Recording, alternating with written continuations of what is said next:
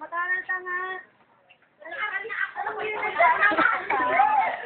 Hindi, kasi sa palagay ko, nag-aaral kang tagaguhan lang eh. Mag-aaral ka yung lesson mo, hindi yung puro barkada. Wala kami Ay, wala kayo ganyan. Ano bang meron sa inyo? Siya ay pagpainyo, pagpapaurang. Ano bang meron itong mga to? Fourth year?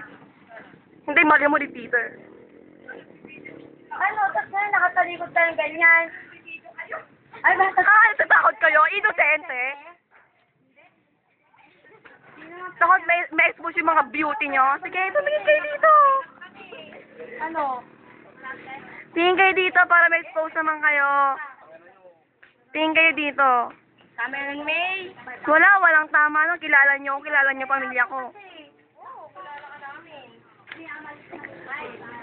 Hindi kami nagmamalit ng tao. Sabi ko lang nakilala nyo kami.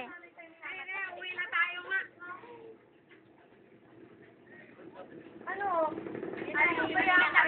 Hayaan nyo. Sige. Kasi naman eh, anong tama na nag-uumpisa kayo tapos pinapahinto nyo kami. Sige nga. Walang nagsabing tama na. Hindi naman namin ano mo yung tayo gawin niya kayo? Umuulan kasi. Umuulan. Nag-aaral ba ako? Ba't ako nagbibideo ng ganito? Tingin kayo dito. Para ma-expose naman yung mga magaganda yung beauty. Sige. Nagbibidyo ka. Teka lang. Uy, walang video. Eh, gusto ko nga. Walang pakialamanan. Cellphone ko to. Wala kang magagawa.